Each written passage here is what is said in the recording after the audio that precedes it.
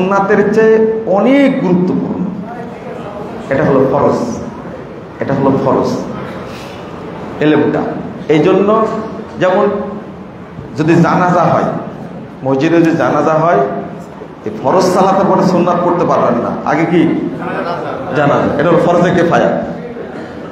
এই মাসালাটা জেনে রাখবেন।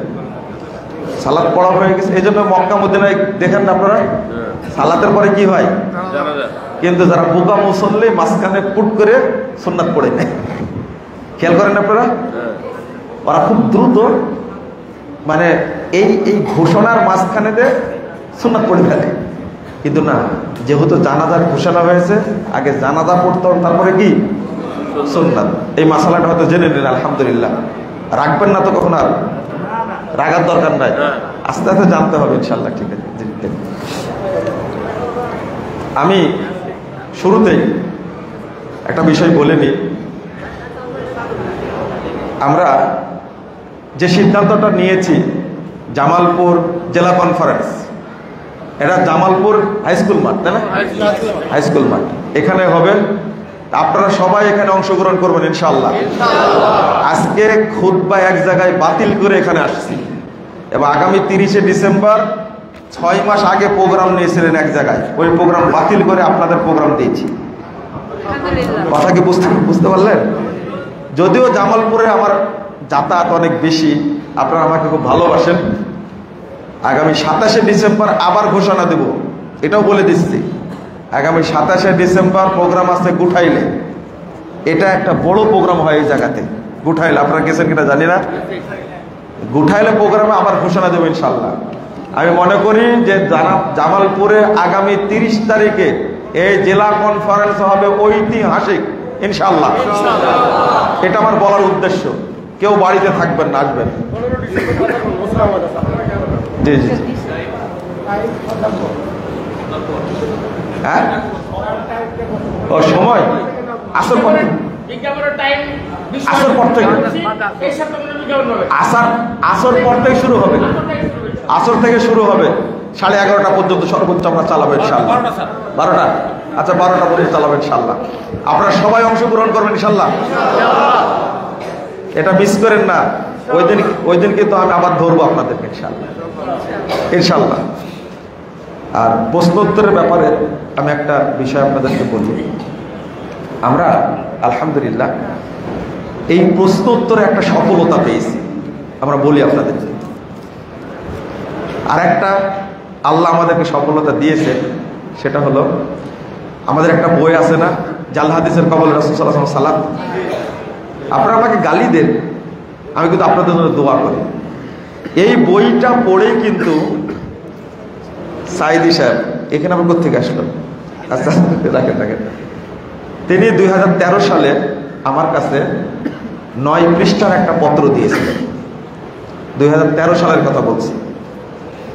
আর 14 সালে এই জামালপুরে প্রোগ্রাম ছিল। ওই দিন 14 সালে 7ই নভেম্বর জামালপুরে প্রোগ্রাম ছিল। সেটা এদিকে হবে মনে হয়, আপনার যে কটার বাড়ি ঘোড়া ধাপ আছে না, এই চেসুয়া বাজারের পাশে প্রোগ্রাম ছিল। ওই দিন প্রোগ্রামের দিনে আমাকে গ্রেফতার করা হয় এবং জেলখানায় থাকি। এবং সেই সময় আলহামদুলিল্লাহ সাইদি সাহেবের সাথে সাক্ষাৎ হলো। 3 মাস 22 দিন এক জায়গায় ছিলাম ওনার সাথে। উনি যে পত্র দিয়েছিলেন, পত্রের শিরোনামটা ছিল ভুল সংশোধনে সফলতা আছে, ব্যর্থতা নেই, লজ্জারও কিছু নেই।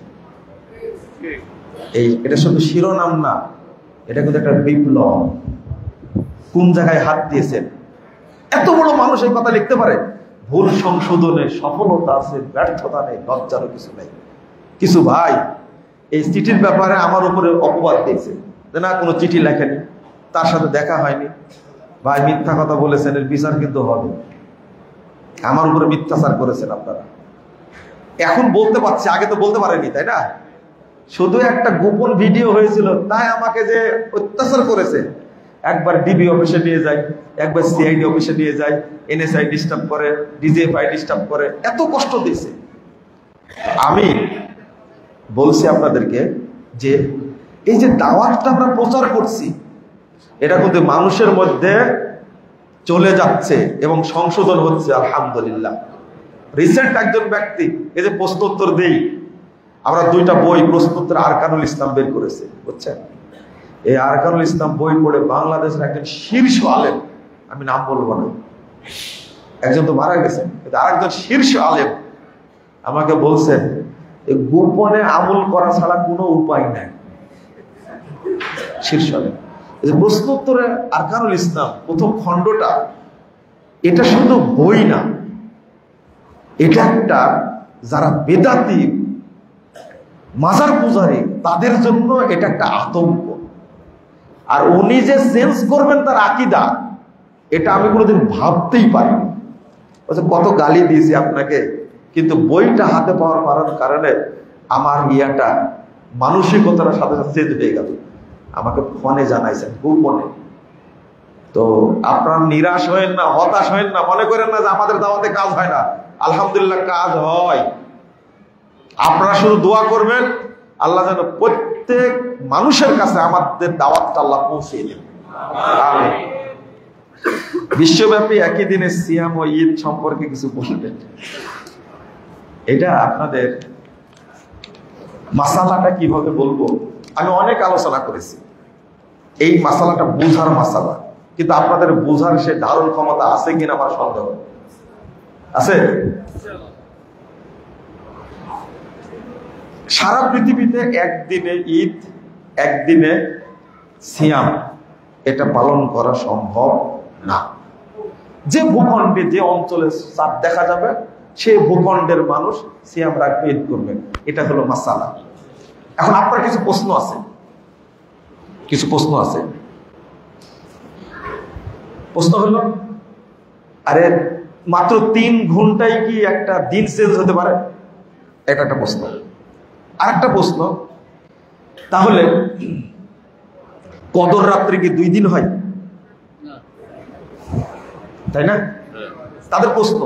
তাহলে আরাফার দিনে কেন সিয়াম একদিনে সারা পৃথিবীতে হয়? এটা আপনার অজ্ঞতা।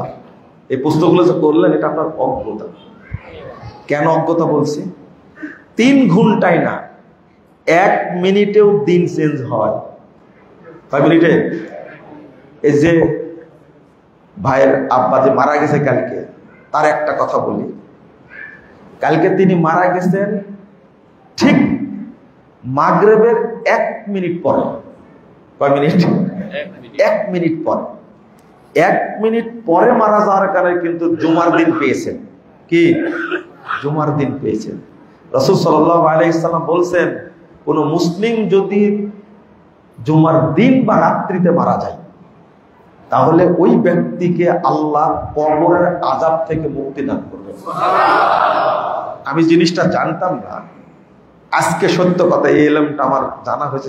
এটা যেটা বলবো এখন, সেটা হলো মুকাররম জানাজা পড়ানোর পরে আমাকে একটা ছোট্ট এই মাসালাটা দিয়েছে।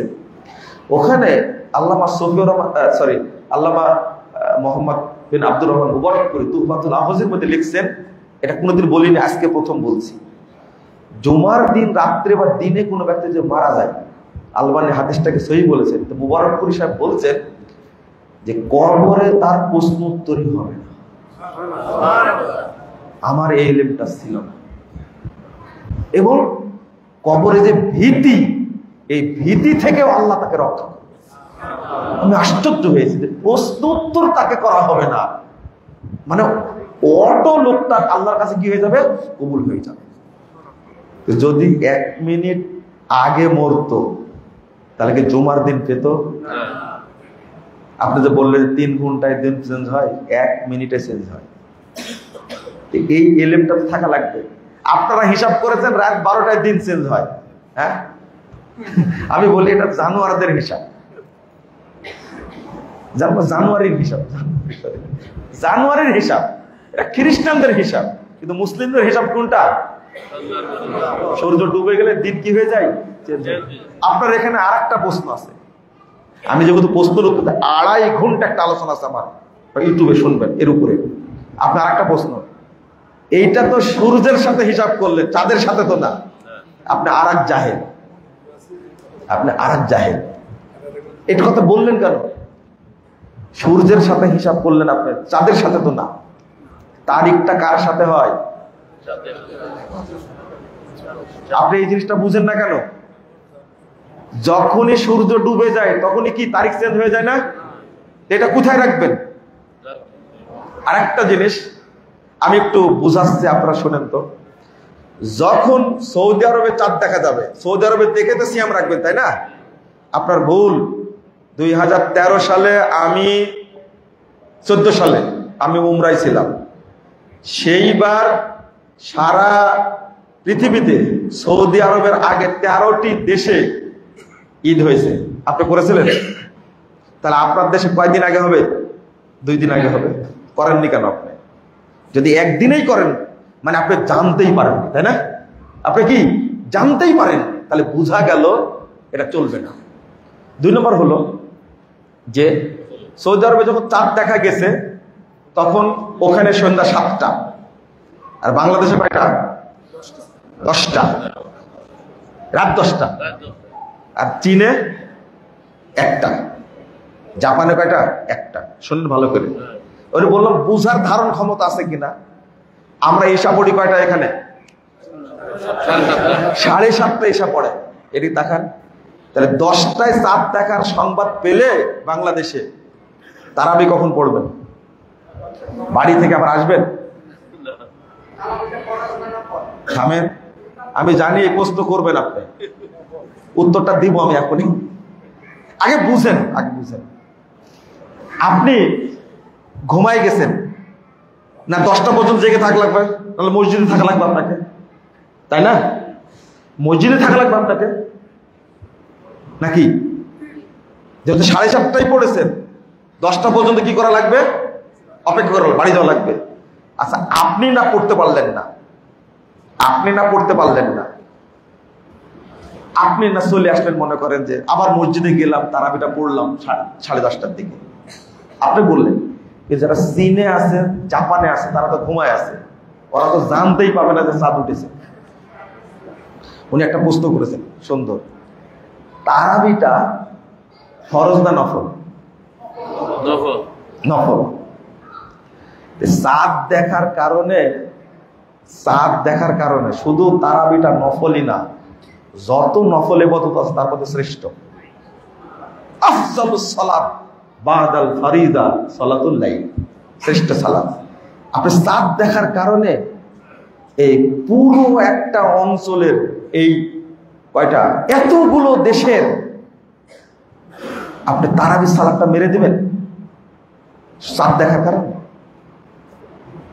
আচ্ছা, এই চাঁদের কারণে কি সাহাবায়ে কেরাম কোনদিন তারাবি বাদ দিয়েছেন? আপনি এককভাবে পড়তে পারেন না। আপনি যদি প্রশ্নই করলেন, আর একটা প্রশ্ন করি আপনাকে,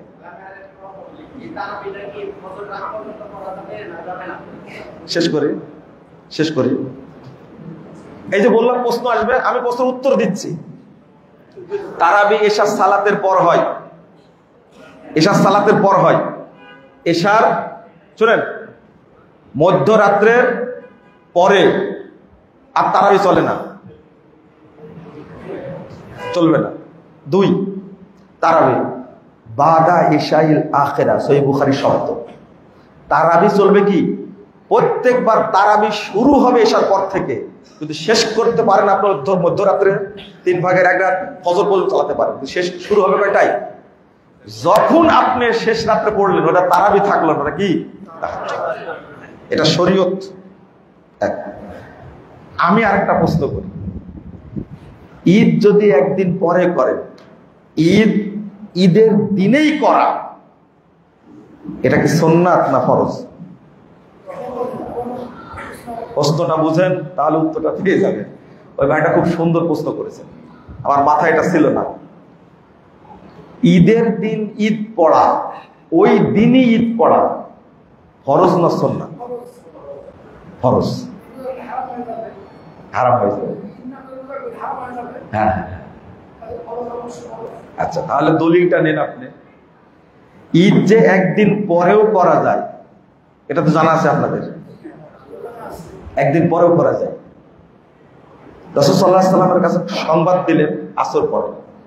আসর পরে কি সংবাদ দিলেন, তো ওই দিন ঈদ পড়লেন না কেন? আফতিরু ওয়াগদু ফিল মুসাল্লা, দয়া করে আমার সাথে কথা বলবেন জেনে, না জেনে কেউ কথা বলবেন না, প্রথম কথা। এটা আবু দাউদের হাদিস। রাসূল সাল্লাল্লাহু আলাইহি ওয়াসাল্লাম বলছেন, তোমরা সিয়াম ভেঙ্গে ফেলো, আগামীকাল সকালে ঈদগাহে যেও। তাহলে ঈদ রাসূলের যুগে কয়দিন হয়েছে? কয়দিন হয়েছে? 2 দিন হয়েছে।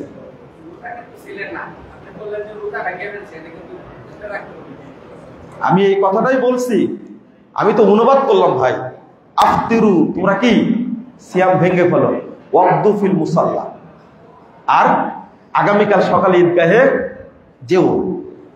ঈদ 2 দিন করাও যায়, হাদিস প্রমাণ করে। আজকের যুগে যদি 2 দিন ঈদ হয়, তো একদিনে ঈদ করতে হবে, এটা আবশ্যক হলো কি করে?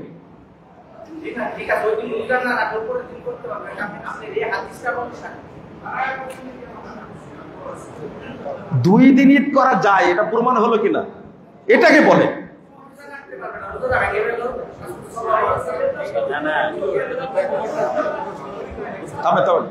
আমি সরি আপনার না না আপনার আমি এই বিষয় আমি জানি, আপনার কথা বলেন একটু শেষ করি, এই প্রশ্নের বিষয় আমি শেষ করবো, এটা আমি শেষ করবো, এখনই শেষ করব। আমার বক্তব্য হয়তো উনি শুনেননি, আমার বক্তব্য শুনেননি। আমি আর একটা বিষয় বলবো এখানে,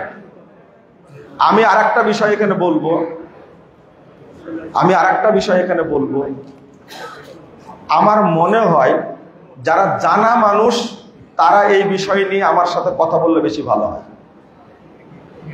এটা আমার প্রশ্ন। আমি জানি না প্রশ্নগুলো কিভাবে করছেন, জেনে করছেন কি না জেনে করছেন আল্লাহ ভালো জানে, আমি জানি না, বা আপনি বা আলেম কিনা তাও বুঝতে পারছি না, সরি, আমি কিছু মনে করেন না। যদি আপনি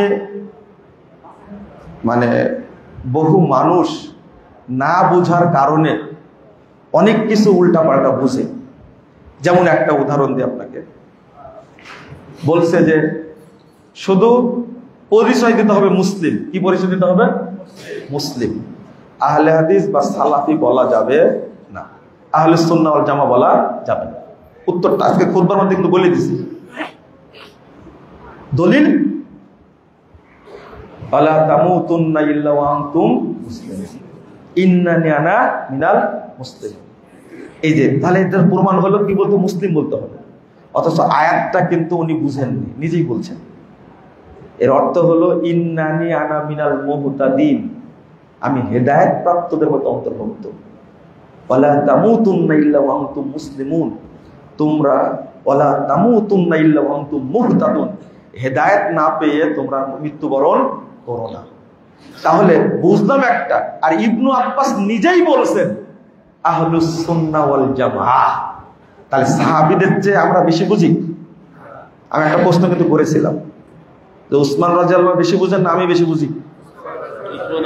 এই যে ভুলটা যিনি বুঝতে পারলেন, এখন আপনাকে বলবো যে আপনি তাফসীর ইবনে কাসিরটা খোলেন, কিন্তু পড়তে জানেন না, যে আপনি পড়তে জানেন না তাফসীর। কুরআনে না জের জবর আছে, কিন্তু তাফসীরে কিতাবে জের জবর নাই, বুঝবেন কি করে? আমাদের প্রবলেমটা কিন্তু এই জায়গায়। দয়া করে আপনারা বুঝে আমল করবেন, এটা আমার একটা বড় অনুরোধ। অনেকগুলি প্রশ্ন আসছে, আমরা যদি সঙ্গে সঙ্গে ডাইরেক্ট প্রশ্ন উত্তর দেওয়া সম্ভব না। আপনারা স্ট্যান্ড বাই প্রশ্ন করেন, তাহলে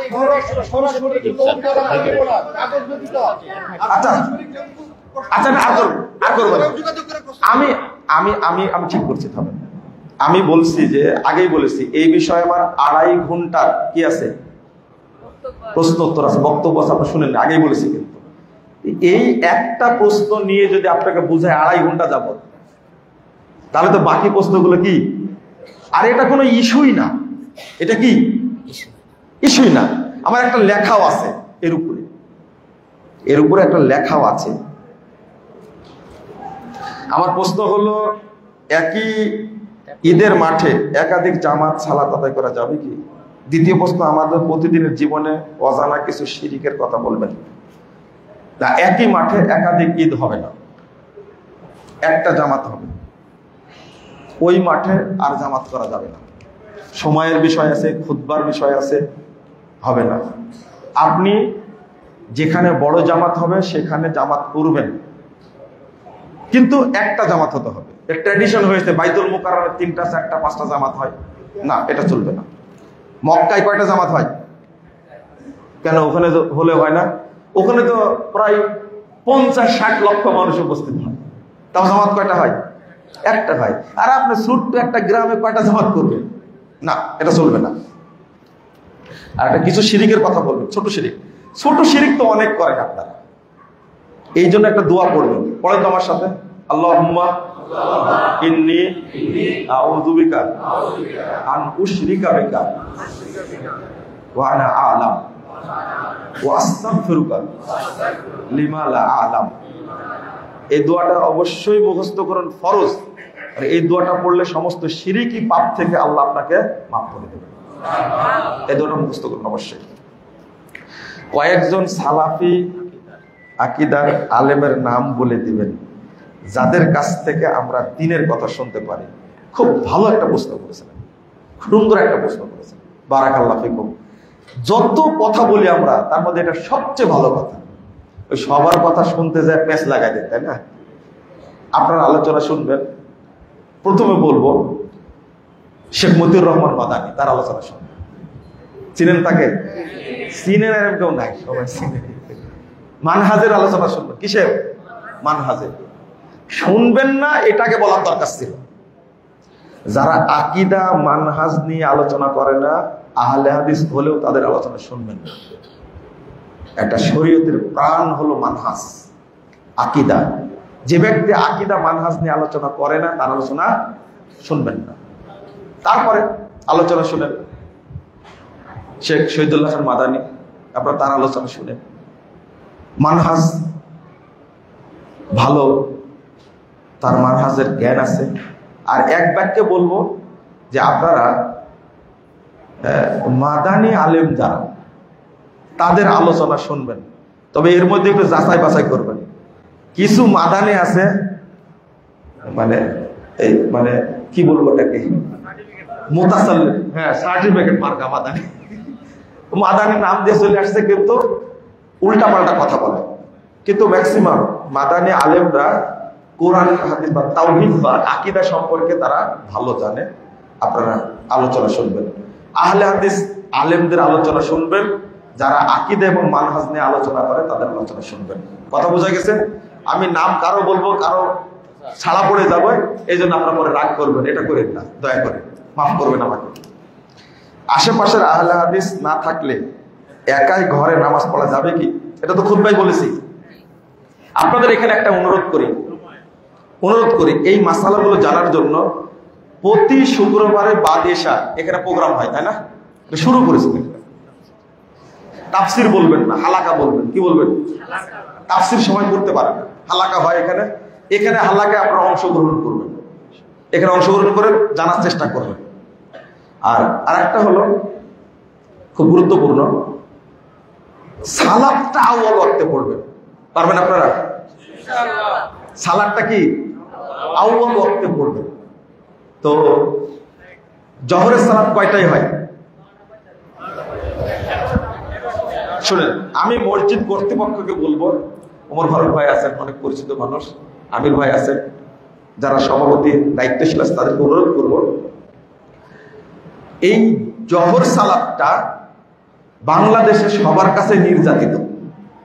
মাযহাবিরাও পড়ে দেরিতে, আমরা পড়ি কি দেরিতে, কিন্তু আসর আর ফজর কিন্তু আমরা ঠিক টাইমে পড়ি, তাই না?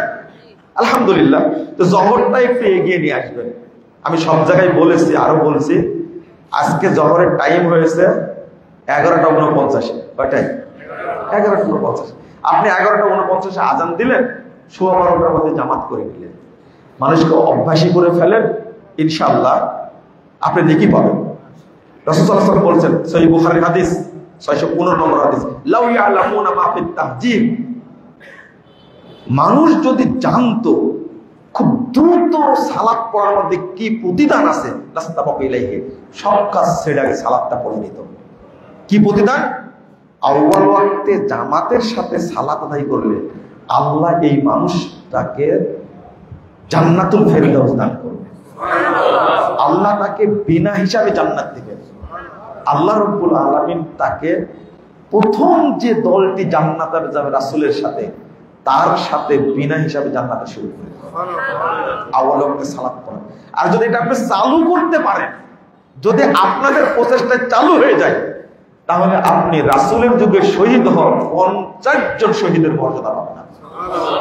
খুব দারুণ ফজিলত, আশা করি বুঝবেন। একাকী যদি থাকেন আপনার কোথাও, একাই সালাত পড়ে নেবেন। আর একটা মাসালা বলি, যারা বিশ্বাস করে আল্লাহ সর্বত্র বিরাজমান, তাদের পিছনে নামাজ হবে না, বাতিল হবে, ওই সালাত আবার পড়া লাগবে। যারা বিশ্বাস করে আল্লাহ নিরাকার, তাদের পিছনে নামাজ হবে না। বাংলাদেশ সবাই তো বিশ্বাস করে, বিশেষ করে তাবলীগ জামাতেরা সুফিবাদে বিশ্বাসী, দেওবন্দীরা নাউজুবিল্লাহ তাসাব্বুরের শায়েখে বিশ্বাসী, এদের পিছনে নামাজ হবে না। আপনি পড়বেন কেন সেখানে? একাই পড়বেন, একাই জামাতের নেকি পাবেন আপনি। তাদের পিছনে সালাত পড়তে গিয়ে সালাত কি বাতিল করবেন আপনি? যারা তাবিজের ব্যবসা করে, তাদের পিছনে সালাত হবে না। যারা বিশ্বাস করে নবী এখনো মরেননি, হায়াতুন নবী, তাদের পিছনে সালাত। যারা বিশ্বাস করে নবী গায়েব জানতেন, পীরেরাও গায়েব জানে, তাদের পিছনে সালাত হবে না। এরা মুশরিক। এরা কি? মুশরিক। তাহলে কার পিছনে সালাত পড়বেন আপনি একবার চিন্তা করে দেখেন। এই মাসালার ব্যাপারে সাবধান, এই মাসালার ব্যাপারে সাবধান থাকবেন। তো একাকী আপনি সালাত পড়তে পারবেন এবং জামাতেরও নেকি পাবেন ইনশাআল্লাহ। জমি বন্ধকের টাকা দিয়ে হজ করা যাবে কি? বন্ধক বলতে আপনি যেটা বোঝাচ্ছেন সেটা হলো, আমি আর আমার কাছে আপনার কাছে জমি নিলাম, আর আপনাকে 50,000 টাকা দিলাম, টাকাটা যতদিন ফেরত না দিবে ততদিন খাবেন, এটা কি? হজ বাংলাদেশে থাকবে, এয়ারপোর্টেও যাবেন না, হারাম। আপনি কি বলেন? এটা হারাম। এটা লিজ নেওয়া যায় কি? 5 বছরের চুক্তিতে লিজ দিনে 2 লাখ টাকা দেয়, সময় শেষ আমি জমি ফেরত পাবো, টাকা ফেরত নাই, এটা লিজ। এই হালালটাকে বাতিল করার জন্য হারামটা প্রতিষ্ঠা করেছেন আপনারা। যদি মসজিদের ইমামও যদি এই ব্যবসা করে তবুও হারাম, হজ হবে না, হজ হবে না। হজ বাংলাদেশে থাকবে, এয়ারপোর্টেও যাবে না। হজ কি আপনার মতো ছেঁচড়া? যে কোনো দোয়া শেষে আল্লাহুম্মা আমিন বলা না, শুধু আমিন বলবেন। আমিন বলবেন, কি বলবেন? আমিন। সবচেয়ে ভালো দোয়া হলো সূরা ফাতিহা। এটা পড়ে কি বলেন? আমিন। পেট ভরে না? শুধু আমিন বললে পেট ভরে না? আরেকটা হলো বেদাতি সিস্টেম, কোথায় থেকে চালু হয়েছে এটা জানতে হবে আপনাদেরকে। আমার মাঝে মাঝে রাগ হয়, বেটা তুমি মুসাফা করাই শিখোনি এখন পর্যন্ত, এখনো 2 হাতে মুসাফা করে। মুসাফা কয় হাতে? আপনার ডান হাত, আমার ডান হাত, 2 হাতে মুসাফা। 4 হাতে করেন কেন আপনি এখনো? তো এই কথাটা বলছিলাম যে কি যেন আসসালাম, না না তার আগে কি বলছিলাম?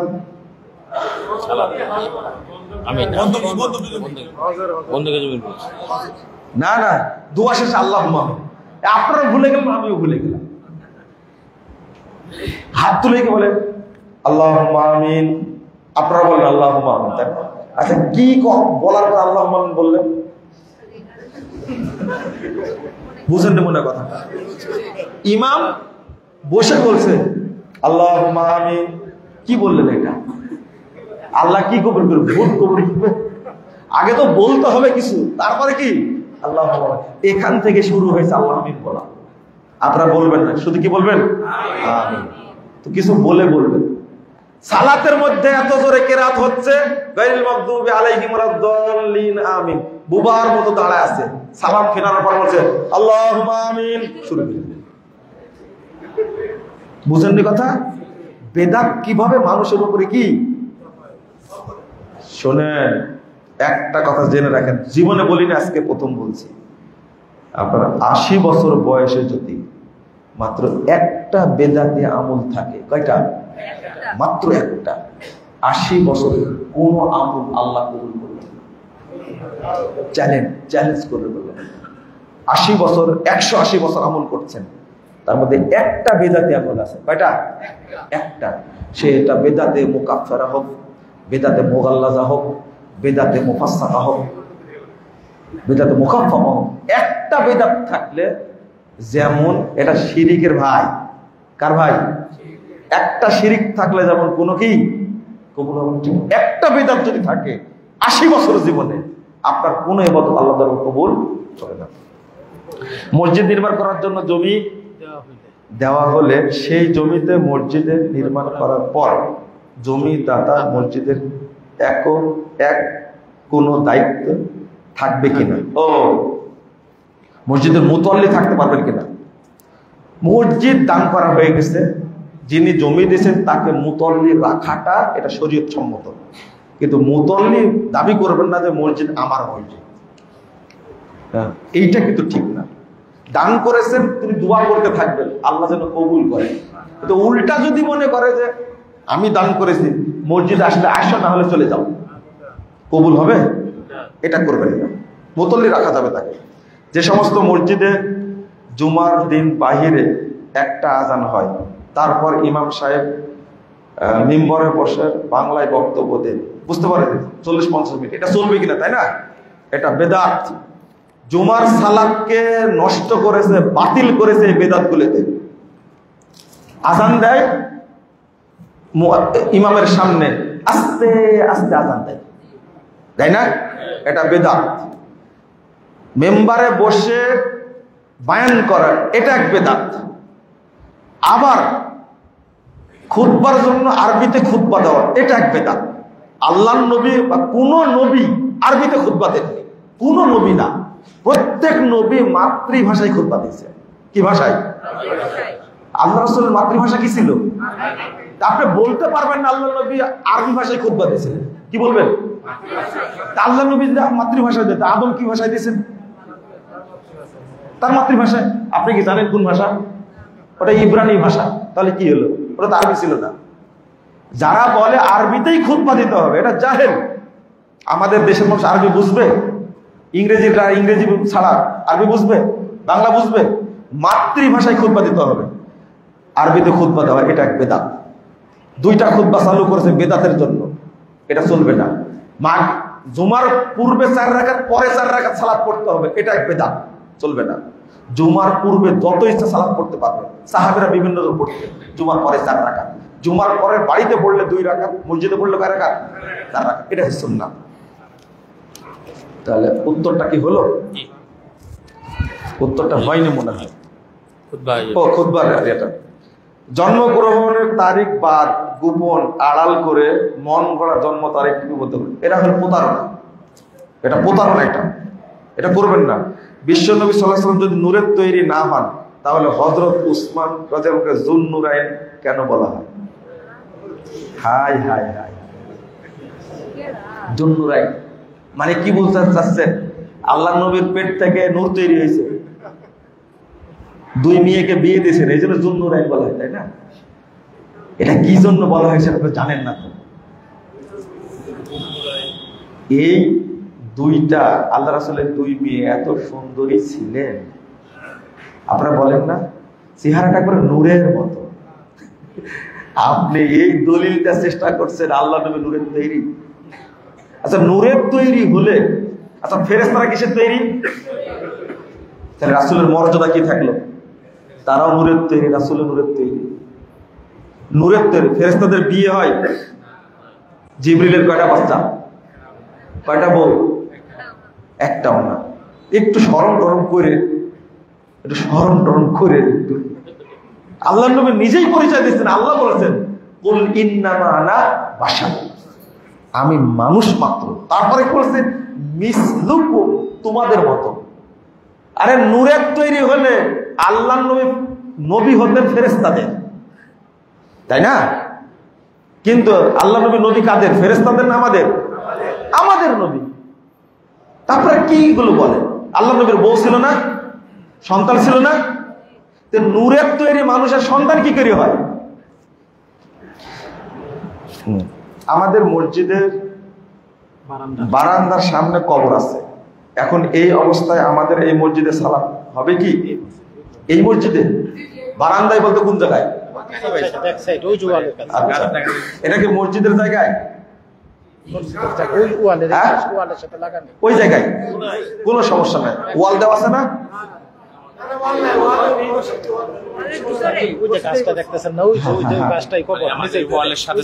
আচ্ছা আমি বলি মসজিদের ওয়াল আছে কিনা আমি বলি আপনাদেরকে, মাসালা শুনেন আজকে, মাসালা শুনেন। প্রথম জিজ্ঞেস করলাম না এই কবরটা মসজিদের জায়গায় না বাইরের জায়গায়? ফাইনালি মসজিদের জায়গায়।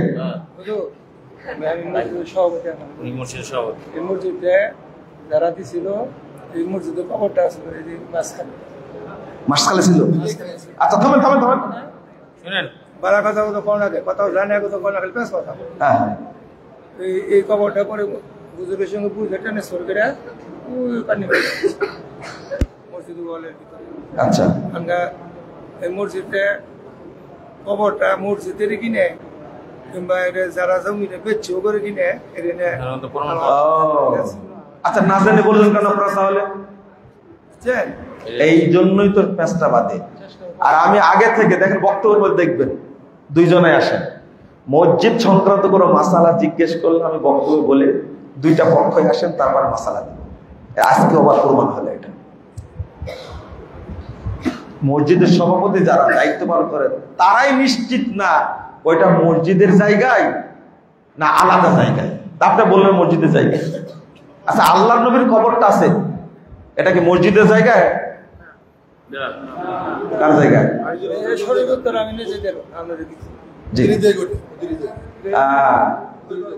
শুনেন শুনেন, এটাই ভুল হচ্ছে আমাদের, এটাই ভুল হয়েছে বুঝতে। আল্লাহর বেদাতিরা বলে না যে মসজিদে নববীতে তো সালাত হবে না, তাহলে এটা তো আর জাহেল একটা। মসজিদে নববীতে সালাত হবে না কেন? যেখানে কবর আছে রাসূল সাল্লাল্লাহু আলাইহি ওয়াসাল্লাম, আবু বকর, ওমর রাদিয়াল্লাহু আনহু কবর আছে, এটা কি মসজিদের জায়গায়? কার জায়গা এটা? কার জায়গা? আর এই জায়গাটা কার? মসজিদের কবরটা ওদের জায়গা। আমি আল্লাহ রাসূলের মসজিদের কথা বলছি। আয়েশা রাদিয়াল্লাহু আনহা রাসূল সাল্লাল্লাহু আলাইহি ওয়াসাল্লামের জায়গা, এটা মসজিদের জায়গায় না। এদের প্রথম প্রশ্ন করেছে জায়গাটা কার? যদি অন্য জায়গায় মসজিদ হয়, কবর হয়, কোনো সমস্যা নাই। মসজিদের সাথে থাকলে শুধু একটা কি দিতে হবে, কোনো সমস্যা নাই। এইটা প্রথম জিজ্ঞেস করলো, প্রথম উত্তরটা আপনারা ভুল দিয়েছেন না জানে। মুয়াজ্জিনের আজানের কিছু অংশ অতিবাহিত হওয়ার পর অথবা আজান শেষ হওয়ার পর কোন শ্রোতা সেই আজানের বাক্যগুলো উচ্চারণ করে আজানে জবাব পারবে কি না? হাদিস আসছে কি পরপর পরপর ছেড়ে দিছেন। সফর অবস্থায় গাড়ির ভিতরে সালাতের সময় হয়ে গেলে ফরজ সালাত গাড়ির ভিতরে পড়া যাবে না? না। গাড়ি বলতে কি বুঝাচ্ছেন? দুইটা অবস্থা। আপনি বাসে, তাই না?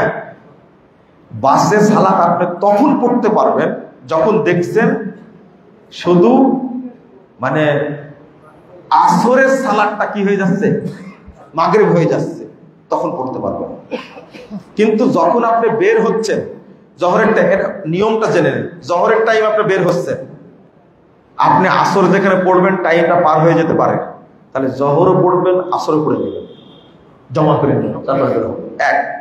2 নম্বর, জহরের আগে বের হচ্ছেন, কি জহর আগে বের হচ্ছেন আপনি, তখন বের হয়ে গেলেন, যেখানে যাবেন ওখানে গিয়ে জহর এবং আসর দুইটা একসঙ্গে করবেন। জহরকে ঢিলা করা যায় কিন্তু আসরকে ঢিলা করা যায় না।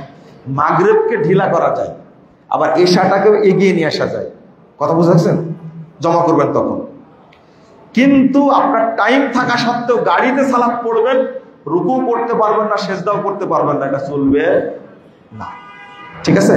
মসজিদে সালাত পড়ার চেষ্টা করবেন, তবে তখন জায়েজ যে দেখছেন যে আমার আসরও পার হয়ে যাচ্ছে, আমি এখনো নামতে পারছি না, তখন আপনি বিনা ওযুতেও পড়তে পারবেন। কথা বুঝতে পারছেন? ইমাম বুখারী অধ্যায় রচনা বাবুস সালাহ বিগাইরি উযুইন ওয়ালা তায়াম্মুমিন, ওযু এবং তায়াম্মুম ছাড়াই সালাত। বিমানে আছেন, পানি নাই, মাটি নাই, কি করবেন? ওইভাবে ওযু তায়াম্মুম ছাড়াই কি করবেন? সালাত পড়ে দেবেন। সালাত এত গুরুত্বপূর্ণ। জুমার সাথে আসরের সালাত সফরে বের হলে জমা ও কসর করা যাবে কি? কতটুকু রাস্তা অতিক্রম করলে মুসাফির হিসাব দেয়? জুমার সালাতটা আলাদা সালাত, এটা জহর না। হাদিসে আসছে জহর এবং আসর জমা করা যায়, জুমার আসরের কথা বলা হয়নি। এই জন্য জুমার সাথে আপনারা কি করবেন না? আসরটাকে জমা করবেন না। কিন্তু মুসাফির ব্যক্তি তিনি জুমা পড়ার পরে বের হচ্ছেন, এখনই বের হবেন, তো ওই হুকুমটা কাজে লাগাবেন। তিনি আসরটা পড়ে বের হয়ে গেলেন, কোনো সমস্যা নাই। কিন্তু আপনি জুমা আর আসর একসঙ্গে জমা করবেন না। কিন্তু মুসাফির ব্যক্তি যখন বেরিয়ে যাবে জুমার পরে, তিনি আসর পরে বেরিয়ে যেতে পারবে, কোনো সমস্যা নাই। এটা জমা হলো না, মুসাফির হিসাবে সে করলো, কোনো সমস্যা হবে না। আমাদের জাতির পিতা ইব্রাহিম আলাইহিস সালাম নাকি আদম আলাইহিস সালাম? জাতির পিতা আদম আলাইহিস সালাম। এই যে আপনারা জাতির পিতা শেখ মুজিব, এইটা খুলে লাগাই দিলেন জাতির পিতা ইব্রাহিম, আর একটা ভুল করলেন। এমন আমার উপরে খেপবে না, তাই না? না, ভুল হয়েছে। জাতির পিতা ইব্রাহিম আলাইহিস সালাম নন, আদম আলাইহিস সালাম। সকল নবীর পিতা হলেন ইব্রাহিম আলাইহিস সালাম, সকল নবীর পিতা ইব্রাহিম আলাইহিস সালাম। ওয়াসাম্মাকুমুল মুসলিমিন, এই ওয়াটার অর্থই বুঝেন। ইব্রাহিম আলাইহিস সালাম মিল্লাতা আবিকুম, তোমাদের কি বাপ? এই সব মিল্লাতের না, তার মিল্লাতের। আমরা কিন্তু ফতোয়া দিছি, লম্বা ফতোয়া। ইব্রাহিম আলাইহিস সালাম সেই যুগের যারা মিল্লাত, এই মিল্লাতা আবিকুম মানে সমস্ত নবীর বাপ, আবুল আম্বিয়া। আল্লাহ রাসূল বলছেন ইব্রাহিম আলাইহিস সালাম আবুল আম্বিয়া। আচ্ছা, সমস্ত নবীর বাপ এটা বেশি সম্মান না সমস্ত মানুষের বাপ এটা বেশি সম্মান? হ্যাঁ, সমস্ত নবীর বাপ। এই জন্য বলা হয়েছে আল্লাহুম্মা সাল্লি আলা মুহাম্মদ ওয়া আলা আলি মুহাম্মদ কামা সাল্লাইতা আলা ইব্রাহিম ওয়া আলা আলি ইব্রাহিম। ওখানে বলা হয়নি আলা আদম, বলা হয়নি। আপনারা কিন্তু ইব্রাহিম আলাইহিস সালামকে একটু নিচে নামাই দিয়েছেন, একটা করতে দিয়ে আর একটা করে ফেলেছেন। আপনারা অনেক ভুল করেন। তো মুসলিমদের প্রথম কিবলা কোনটা? হ্যাঁ, এটা আগে জানছেন না পরে জানছেন? দেখেন, আমরা বলছি মুসলিমদের প্রথম কিবলা হলো বাইতুল মাকদিস, তাই না? নাউযুবিল্লাহ, আস্তাগফিরুল্লাহ, আস্তাগফিরুল্লাহ। বাইতুল মাকদিস 17 মাস কিবলা ছিল মাত্র, আগেও ছিল না পরেও ছিল না। কিন্তু জাহেল বক্তাগুলো বলছে কি বাইতুল মাকদিস মুসলিমদের প্রথম কিবলা, এটা জাহেল। আমি বলার কারণে আপনারা আমার উপরে রেগে যান, তাই না? এরকম কত ভুল আছে। নামাজ না পড়লে অন্য অন্য ইবাদত হবে কি? কি বলেন আপনি? কাফের কোনো ইবাদত আছে?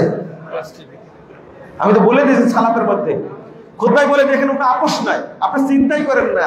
নামাজ না পড়লেও কাফের, এবং খাঁটি কাফের। কি কাফের? অরিজিনাল। হ্যাঁ, অরিজিনাল। সালাত পড়াই লাগবে। আর একটা জিনিস বলিনি, ওর জানাজা পড়বেন না, কিন্তু জানাজা পড়লে আপনার খবর আছে, ওর জানাজায় যাবেন না, খবরদার। মুশরিকের জানাজা হয়, বেনামাজিকে গোসল দিবেন না, খবরদার, সাবধান। বেনামাজ আপনারা তো গোসল দেন, নামাজ যারা পড়ে তারাই গোসল দেয়। কিন্তু মা বোনদেরকে বলবো, যে মহিলা নামাজ পড়ে না গোসল দিবেন না। আমার মা গোসল দেয়, আমি আমার মাকে বলেছি যে নামাজ পড়ে না গোসল দিতে যাবেন না, কাফন পরানো যাবে না, ওকে গোরস্থানে দাফনও করানো যাবে না। জানাজা তো অনেক পরে, বুঝেননি? গোসল চলবে না, কাফন চলবেন না, কবর চলবে না, জানাজা চলে। কোথায় দিবেন? তোকে দূরে কোনো জঙ্গলে মুতে দিয়ে আসবেন। মুতে দেওয়া বুঝেন তো? মুতে দিয়ে আসবেন, যেখানে কেউ জানাজা করতে না যায়, জিয়ারত করতে না যায়। এটা শরীয়তের নির্দেশ। ওই কাফেরের কেউ যেন জানাজা না করে, কবর জিয়ারত না করে, এই জন্য ওকে দূরে কোথাও মাটি দিতে হবে। সুন্নাত পালন না করা কি বিদআত? সুন্নাত পালন না করা বিদআত না। সুন্নাত এত সালাকি প্রশ্ন করতে শিখলে না।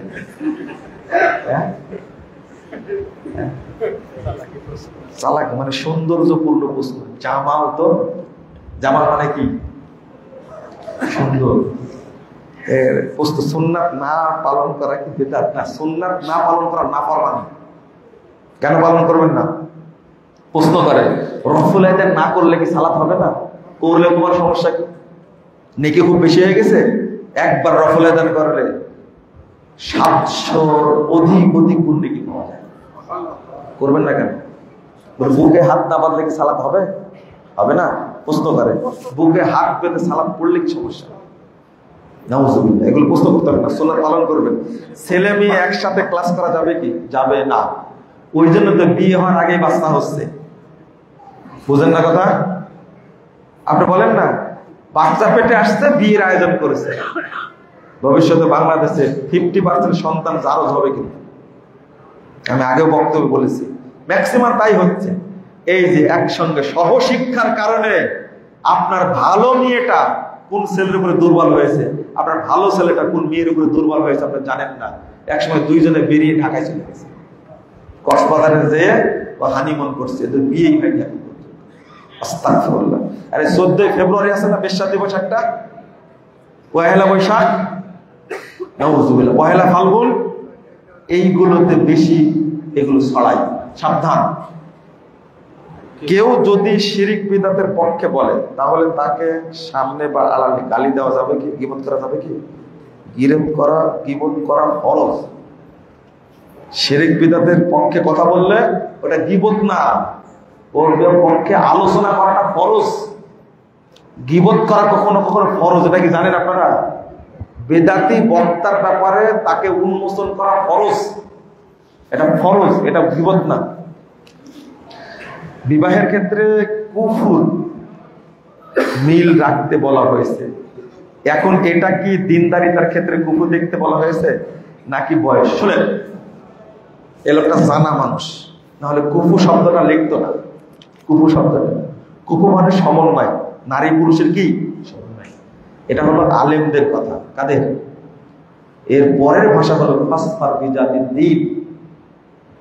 একজন দিনদার ছেলে, গরিব, একজন ধনী লোকের মেয়ে, অনেক ধনী মানুষ, আল্লাহ রাসূল বলতে চাচ্ছে দিনদার হলে তার সাথে বিয়ে দাও। আর যদি এই ধনী লোক খুঁজতে যায় বিয়েতে দেরি হয়, সমাজে ফাসাদ হবে, সব পাপ তোমার হবে। এটা হাদিস, তিরমিজির হাদিস। এখানে বলা হয়েছে দিনকে প্রাধান্য দেওয়া। দিনকে প্রাধান্য দেবেন আপনারা। চেহারাকে না। সিগারেট বিড়ি খাওয়া কি মাকরুহ না হারাম? তাজা হারাম। এটা কি বলেন আপনারা? বড় মদ খাচ্ছে, বেড়ি খাওয়া বড় অপরাধ। কেউ শুরুতে মদ খায় না, ইয়াবা শুরুতে খায় না, আগে কি খায়? বিড়ি খায়। এই জন্য জর্দা খাওয়ার চেয়ে পান খাওয়া বড় অপরাধ মনে করি আমি। কারণ পানি জর্দা খাওয়াই। ভুল বললাম? হ্যাঁ, এমনি এমনি কেউ জর্দা খায় না, কি সহ খায়? পান খাওয়া অপরাধ তো একটা, কারণ জর্দা খাওয়া শিখেছে আপনাকে। জর্দা খাওয়া যেমন হারাম, পান খাওয়া তেমনি না যায়। আমি জায়েজ বলি না, পান খাওয়া ঠিক না, এটা মনে করে পান খাওয়া ঠিক না। এখন একজন মুসল্লি বলছে আমাকে, এতদিন জর্দার বিরুদ্ধে বললেন, ফুলের বিরুদ্ধে বললেন, ছাড়ি দিলাম, আবার আপনার পানের পিছনে লাগছে, দয়া করে পানের বিষয়ে বললেন না। আমি বললাম যে এটাই প্রমাণ করে যে পান হারাম। বলছে পান ছাড়া থাকতে পারবো না, মানে কি নেশা একটা।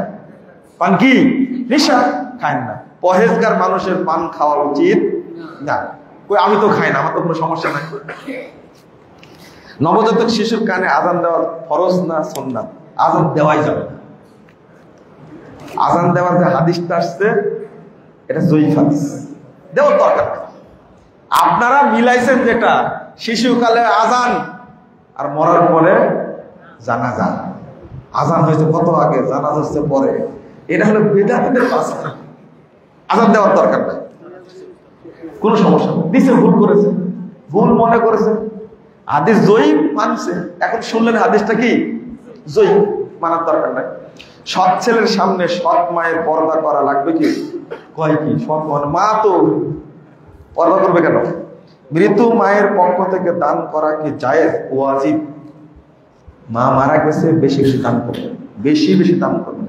দানের কথাটা আগে আসছে, তারপরে দোয়া করবেন। আগে দান। আজকে যে ভাই মারা গেছে, যে ভাইয়ের বাপ মারা গেছে, শুনলাম মারা যাওয়ার পর পরে তিনি বড় একটা ফান্ড দান করে দিয়েছেন। কারণ কি জানেন? এটা সালাফরা করতেন, এই টাকাটা মরার পরে দিয়ে দিবা, এই সম্পদটা, এই গহনাটা দিয়ে দিবে। কারণ যদি মরে যাই, আল্লাহ যদি আমার সাথে ভালো আচরণ করে তো আলহামদুলিল্লাহ, তাহলে আমার মর্যাদা আরো বেড়ে যাবে। আর যদি ভালো আচরণ না করে, এটা আমি রেখে গেলাম, এটা দেওয়ার পরে আল্লাহ আমার সব পাপ মাফ করে দেবে। এটা উচিত। কত প্রশ্ন আছে ভাই আপনাদের। কোন কারণে অমুসলিমকে তার আড়ালে গালি দেওয়া কি যাবে? কেন গালি দিবেন তাকে? নিরপরাধ মানুষের গালি দিবেন কেন? হিন্দু হোক, গালির যোগ্য না। কিন্তু যদি ইসলাম বিদ্বেষী হয়, ওর বিরুদ্ধে নাজেলা পড়া লাগবে। কি করা লাগবে? আল্লাহ যেন গজব নাজিল করে। যেমন ইহুদিদের বিরুদ্ধে গালি দেন, আল্লাহর কাছে চান, গজব চান, আল্লাহ তুমি ইসরায়েলকে ধ্বংস করে দাও। বলেন আমিন, বলেন। এখনই বের হচ্ছে না, পরে বের হবে আমিন। ইহুদিদের বিরুদ্ধে দোয়া করবেন আর বলেন আল্লাহ তুমি ফিলিস্তিনকে স্বাধীন করে দাও। হ্যাঁ, এরকম দোয়া করবেন। আর জন্মদিন পালন কিভাবে শিরিক হয়? ওই যে মোমবাতি জ্বালান, বুঝেন না? জন্মদিন পালনটা বেদাত, কিন্তু করতে গিয়ে কি করেন? শিরিক করেন। কেন মোমবাতি জ্বালান? কল্যাণের জন্য জ্বালান। আস্তাগফিরুল্লাহ। কেক কাটেন, কেক হলো কল্যাণ কথা, তাই না? এই বেদাতি অনুষ্ঠান করতে গিয়ে কি করেন? শিরিক করেন। যেমন মিলাদ বেদাত, শুধু বেদাতে না, এটা হলো কুফরি আকীদা। এই দোকানে মিলাদ করে কেন? দোকানে মিলাদ করে কেন? নতুন বাড়িতে মিলাদ করে কেন? ওদের আকীদা হলো আল্লাহর রাসূল মিলাদ অনুষ্ঠানে উপস্থিত হবেন, তাহলে বাড়িতে বরকত হবে, দোকানে বরকত হবে। এটা হলো কুফরি আকীদা। যারা মিলাদ পড়ে তারা মুসলিম না, এরা কাফের। সৎ মাকে মা বলে ডাকা যাবে কি? সৎ মা এত অপরাধী হলো কোথেকে? সৎ মা মা বলা যাবে কেন? বাপের বউ যে, বুঝেন না? ও শাশুড়িকে বলবেন মা, তাই না? সৎ মাকে বলবেন না। এটা তো বাপের বউ, মা বলবেন না কেন আপনি? কেমন কথা আপনি বুঝেন না? দুইটা প্রশ্ন আসলে ওই জন্য বললাম। আমার মা 2018 সালে 8 ডিসেম্বর দুনিয়ার মায়া ত্যাগ করে চলে গেছেন। সবাই আমার মায়ের জন্য দোয়া করবেন, আল্লাহ যেন ক্ষমা করেন, আল্লাহ যেন জান্নাতে রাখেন। যে ব্যক্তি বিড়ি, সিগারেট, জর্দা এবং নেশাজাতীয় দ্রব্য সেবন করে, তার আপ্যায়িত দ্রব্য গ্রহণ করা যাবে কি? বর্জন করবে, বর্জন করবে। এবং তার মুখে সিগারেট থাকলে তাকে সালাম দেওয়া যাবে কি? দিবেন না, হারাম করবে। অনেকে দাড়ি মুখে নিয়ে কি করে? সিগারেট খায়, টুপি মাথাতে সিগারেট খায়। আর তবলিগের লোকেরা কি করে? যেমন পাগড়ি লম্বা, দাড়ি তেমন লম্বা, পাঞ্জাবি লম্বা, বিড়িও লম্বা।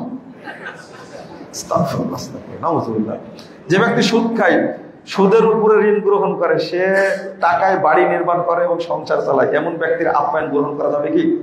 না, আপ্যায়ন গ্রহণ করবেন না। ফিতনার আশঙ্কা থাকে, তার সাথে সম্পর্ক না রাখলে ঝামেলা টামেলা হবে। তবে তার যদি দেওয়া গিফট গ্রহণ করেন, আপনার কোনো পাপ হবে না, তার পাপ তার উপরে। এটাই হাদিস। এই কথাগুলো সবগুলো দলিল ভিত্তিক বিস্তারিত বলা লাগবে, কিন্তু টাইম নাই, তো আমাকে যেতে হবে। যে আমার বয়স 24, আমি তেমন একটা রুজি করছি না। বাসা থেকে বিবাহের কথা বলে, আমার বাসায় পর্দা রাখার মতো তেমন কোনো ব্যবস্থা নাই। আমি কি করব? বিয়ে করে ফেলেন, বাড়িতে রাখবেন, বউকে একটু কি সাবধানে রাখবেন। মনে হচ্ছে যে আপনার ভাইটাই আছে, পর্দা করার সমস্যা, এরপরে বিয়ে করেন। আর বাপ যতদিন বেঁচে আছে ততদিন বাপ আপনার দায়িত্ব নেবেন। আর আপনার যত সম্পদ আছে, বাপ বেঁচে থাকা পর্যন্ত আপনার 1 টাকাও না। মনে হয় আপনার 3 কোটি টাকা আছে, বাপের কিছু নাই। এই 3 কোটি টাকা সবই আপনার, আপনিও বাপের, সম্পদও বাপের। বাপ মরে যাওয়া পর্যন্ত কোন সন্তানের টাকা পয়সা থাকে না, যা উপার্জন করে সব কার? সব বাপের। বাপ ইচ্ছা করলে আপনার নামে কিনা বাড়ি, জমি আপনাকে না জানায় বিক্রি করতে পারে। এটা বাপের ক্ষমতা। আপনি কি বুঝলেন ঘটনা? আপনার বউ কিন্তু রাগ করবে এই মাসালা শুনে, ও রাগ করে মরে যাক, তাতে কি যায় আসে? বুঝেননি কথা? কি মাসালা মুজাফফর বিন মহসিন দিয়ে গেল? আমি আমার হাজব্যান্ড কিনে জমি কিনেছি না, জমি যদি 20 বিঘাও থাকে আর বাপ যদি বিক্রি করে দেয়, ছেলে কিছু বলতে পারবে না। এটা বাপের পাওয়া। এখন আপনার বউ বলবে যে আজকে তো বাড়িতে উঠতে দেবে না, দেখলো না, বউকে বলল তুমি চলে যাও।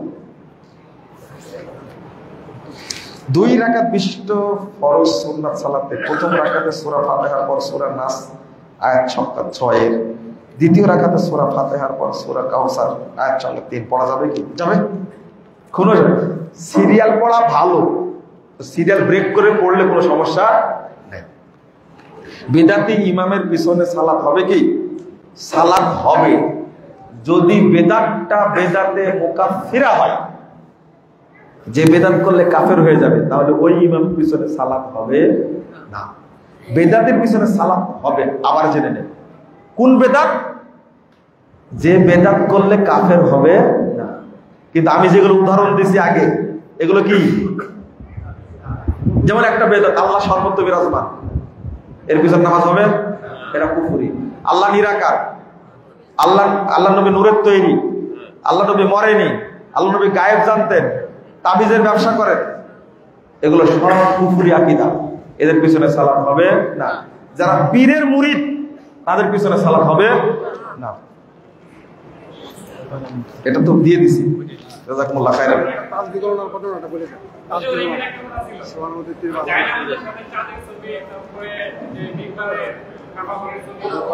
এটা ঠিক না। আর প্রশ্ন নিব না, আপনাদের বললেও নিব না, সবাই বলবে একটা একটা করে।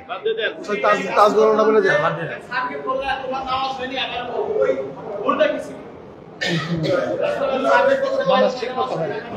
ও ঠিক মতো রুকু করেনি, সেজদা করেনি, তাদিলে আরকান করেনি, ধীর স্থিরতা